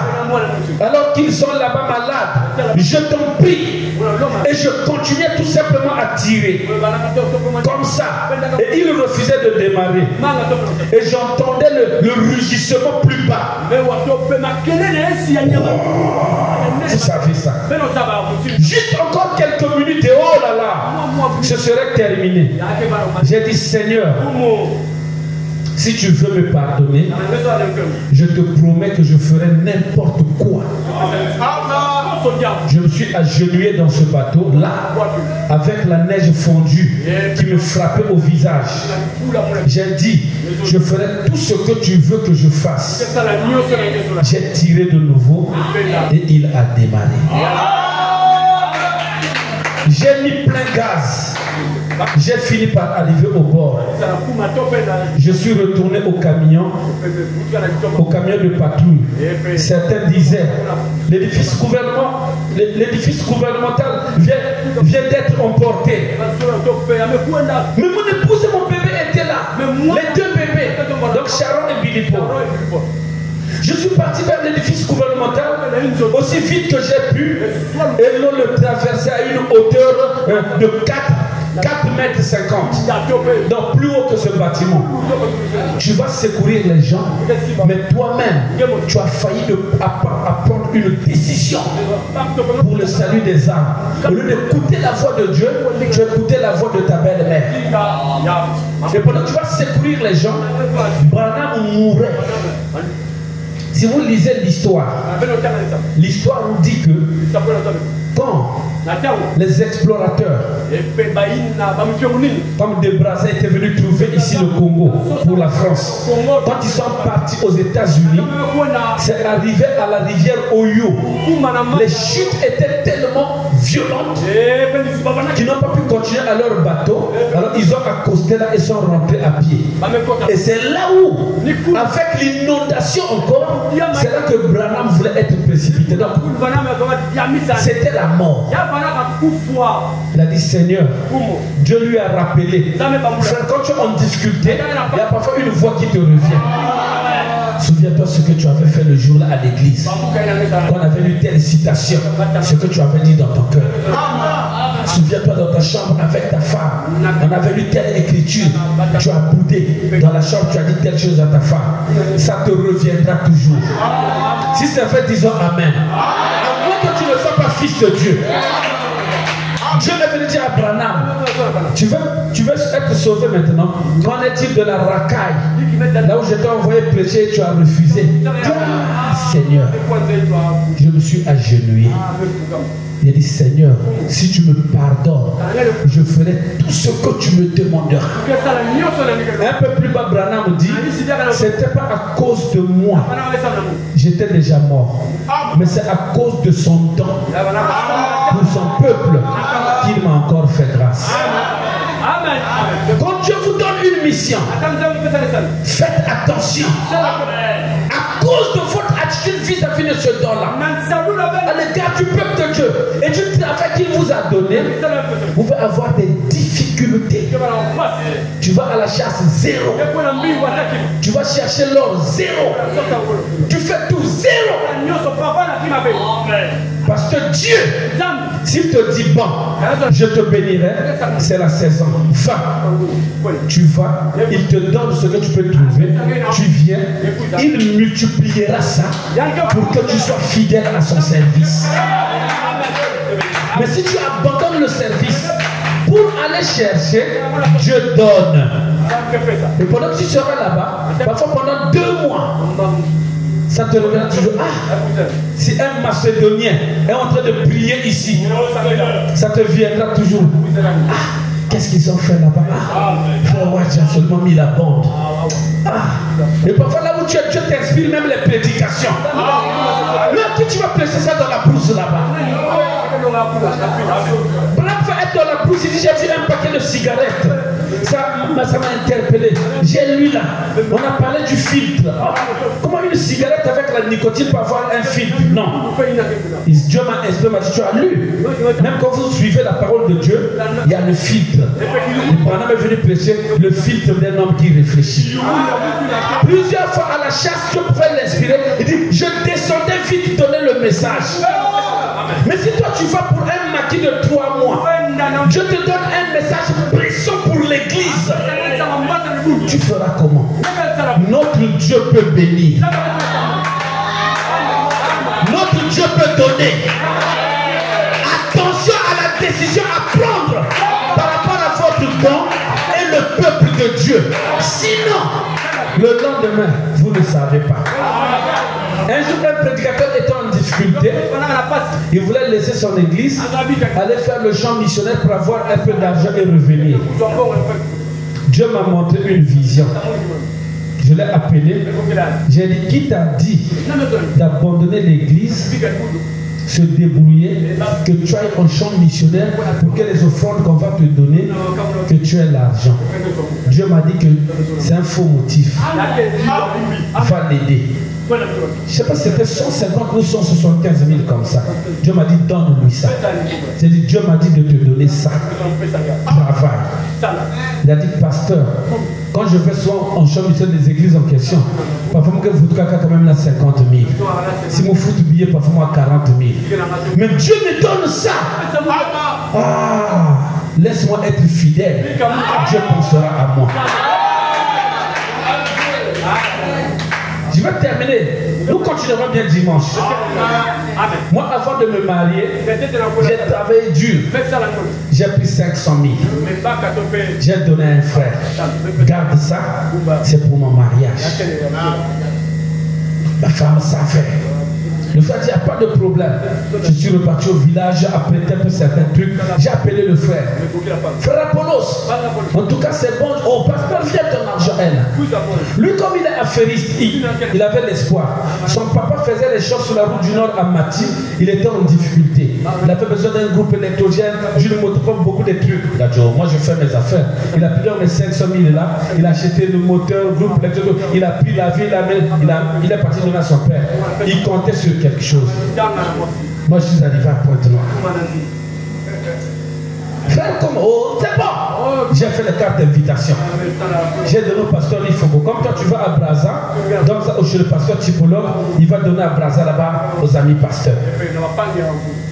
La plupart. Moi j'ai prêché dans beaucoup des églises dans ce pays. On appelle même les plus grandes. Donc les pasteurs étaient mobilisés de venir à mon mariage. J'ai dit les gens doivent vous manger, ça serait un mariage bien. Le pasteur, il faut arriver à Brazza. Il était même avec le pasteur Tipolo, il a oublié.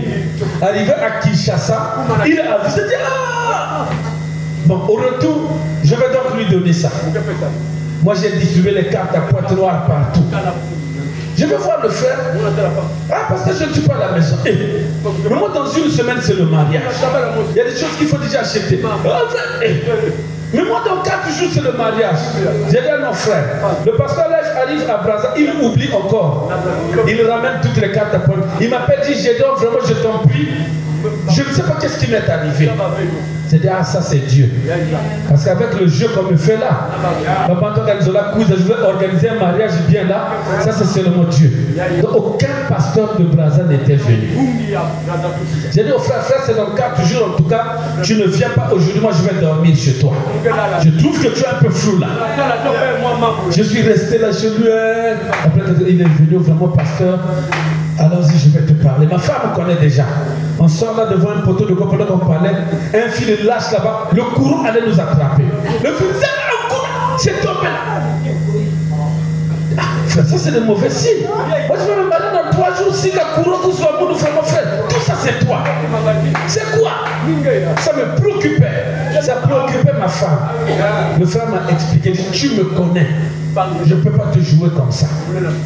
Ce que je suis aujourd'hui, tu as contribué, tes prières, tes conseils et tout. Non, regarde ce qui m'est arrivé. Arrivé à la maison, la nuit, j'ai fait une crise de panique. Parce que dans 3 jours, c'est le mariage, je n'ai aucun franc. Le matin, là, on est venu m'injecter. Ma femme est venue, je l'ai expliqué. Ah, qu'est-ce qu'il faut faire? J'avais conduit une soeur au Seigneur. La soeur là, son mari avait un ami, s'était vu depuis des années.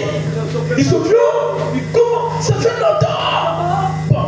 Ah, on s'est vu brusquement. Il a seulement pris une enveloppe comme ça. Il a donné. Vraiment, je ferai la prochaine. La soeur aussi n'a pas ouvert ça. Elle dit, pasteur, avec tout ce que ton ministère a fait pour ma vie, tu m'as montré le chemin du Seigneur. Je n'ai pas ouvert ça. C'est l'ami de mon mari qui m'a donné. Tiens ça pour ton mariage. Dès qu'elle est partie. Est-ce que je vois ton arriver là? Dès que je sais j'ouvre comme ça, 190 000. Bon, c'est avec ça que je veux me marier. J'ai appelé au village, envoyez-moi un demi-sac d'arachide décortiqué. On a grillé l'arachide, on a fait les amuse-gueules, on a acheté un peu de farine, on a fait les croquettes, on a acheté les tangaouis, on a fait. Voilà comment je me suis marié. Amen. Même le costume de mon mariage, on a acheté ça à la veille. Un mariage simple. Les gens ont pris le tangaouis, les croquettes. Mais les gens étaient contents. C'est fini. Je suis pour moi repartir au village. Ma femme est tombée enceinte. Je l'envoie accoucher à Pointe-Noire. Je dis, pasteur, j'ai dit, j'irai le voir. Il dit, non, j'irai le voir, mais c'est quand même notre argent. Beaucoup de temps s'est écoulé. Il est parti voir le frère n'avait encore rien. J'ai dit à ma femme, laisse. C'est un frère. Ma femme a accouché. Je suis allé, on a pris soin de l'enfant. Après, nous sommes revenus au village. Ma fille avait maintenant, je crois, 1 an et quelques. Elle commençait déjà à marcher. J'ai dit, bon, je vais construire maintenant ma maison. Je vais construire ma maison ici, tout, j'ai fait le plan. La maison que vous avez vue au village, là, j'ai fait le plan, tout ça là. Ma maison sera ici. J'ai commencé la fondation. Je n'avais rien. Mais quelque chose m'a dit, commence. Dès que j'ai commencé, le frère Apollos m'appelle. Pasteur, ton Dieu là m'a visité encore. Là, il y a la moisson dans le pays. Je te fais un dépôt. Par ma voix, ne viens pas. J'ai dit par n'importe quelle agence. Je t'envoie 300 000. J'avais écouté 30 000. Je n'ai pas 30 000, 300 000. Même pas une semaine. Alors, pasteur, tu as encore fait. Je t'envoie encore 300 000. Je dis, 300 000. Et chaque semaine, ou chaque 2 semaines, dépôt.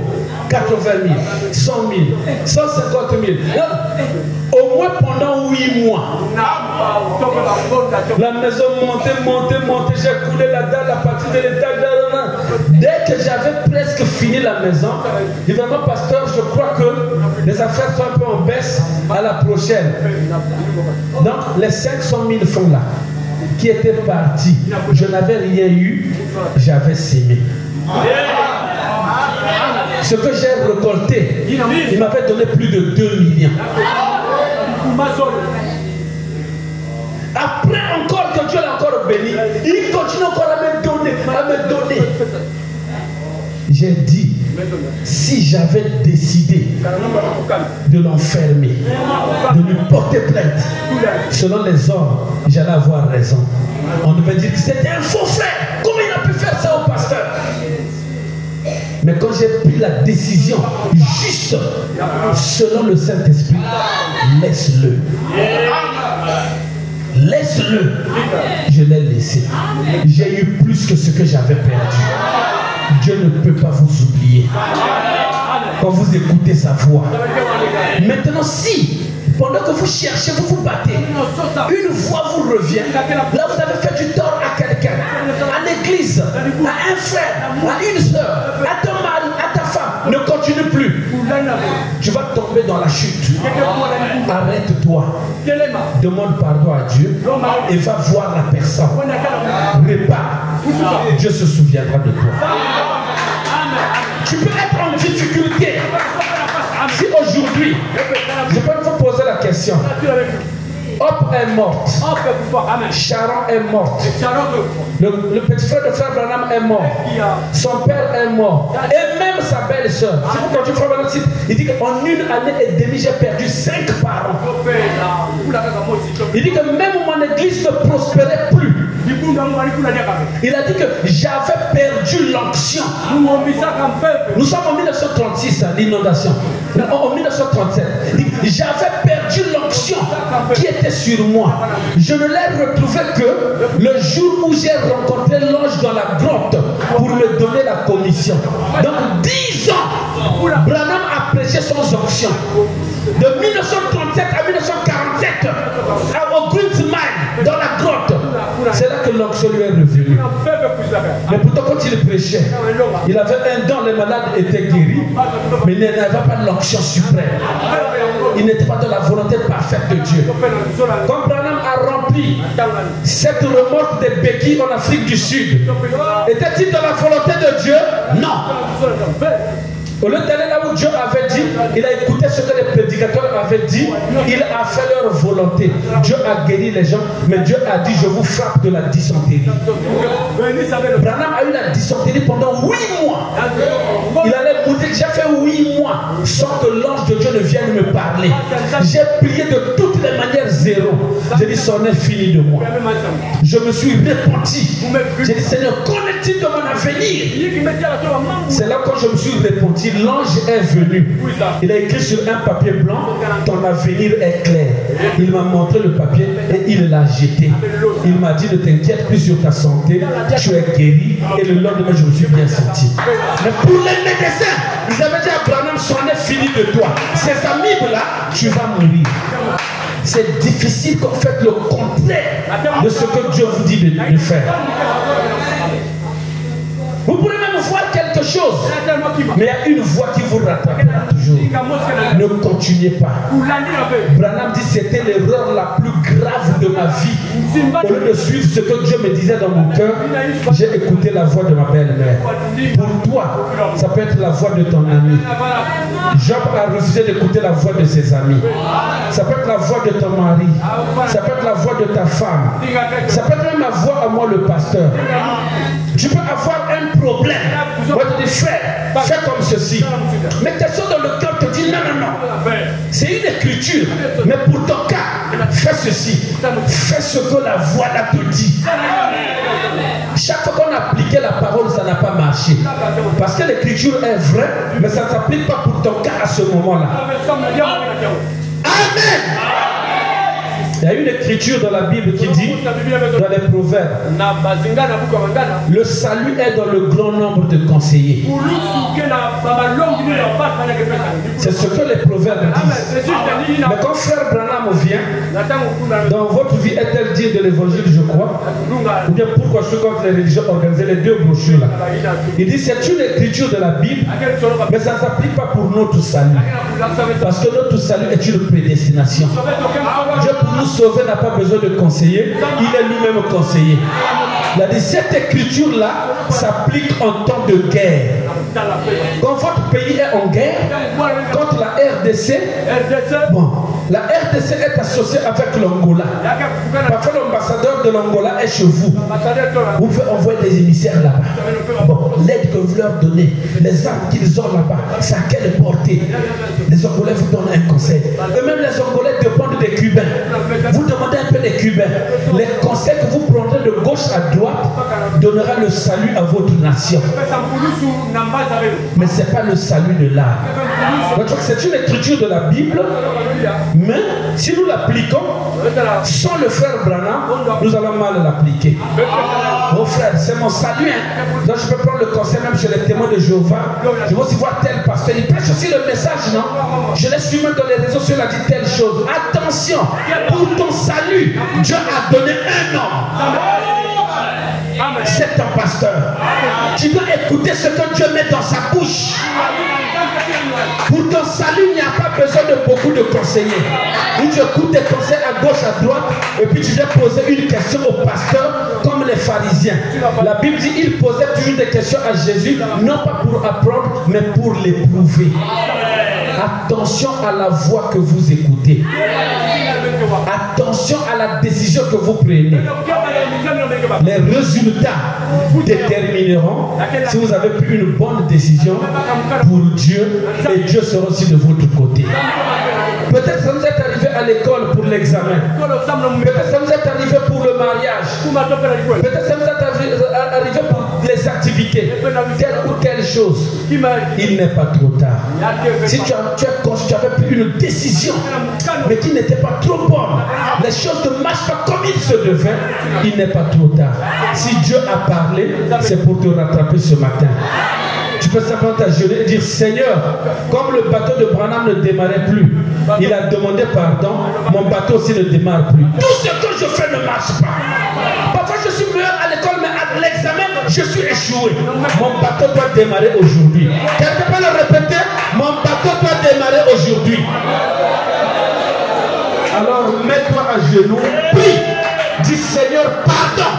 Et lorsque tu sortiras d'ici, ta prière va démarrer le bateau et demain, les choses vont changer. Le croyez-vous? Prions-nous tous le Seigneur.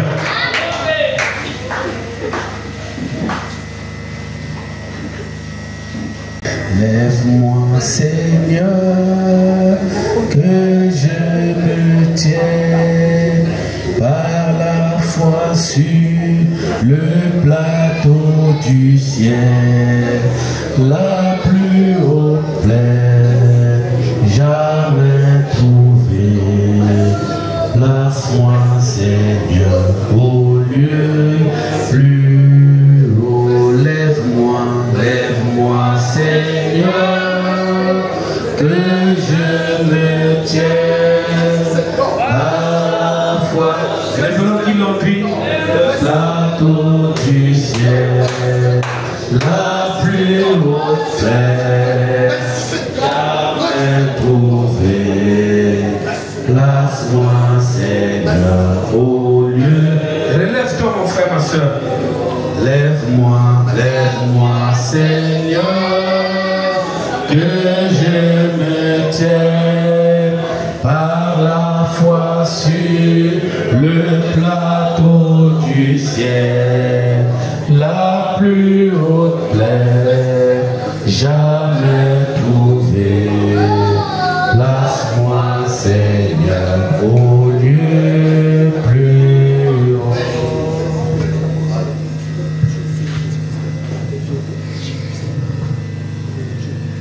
Éternel Dieu des armées, Créateur des cieux, de la terre, donateur de tout le temps excellent et parfait. Seigneur Jésus, nous te disons merci. Merci pour la parole qui a été prêchée. Oh Dieu, nous te disons merci. Parce que Père de gloire, ce que tu nous as parlé ce soir, Dieu Tout-Puissant, cela dépasse l'entendement humain. Jésus-Christ, tu ne parles jamais en vain. Seigneur Jésus, Si tu as parlé parce que tu as vu la condition de cette église. Seigneur, tu as vu ma condition. Tu as vu la condition de mon frère. Tu as vu la condition de ma soeur. Dieu Tout-Puissant, nous nous approchons de toi. Oh Dieu, nous te demandons premièrement pardon.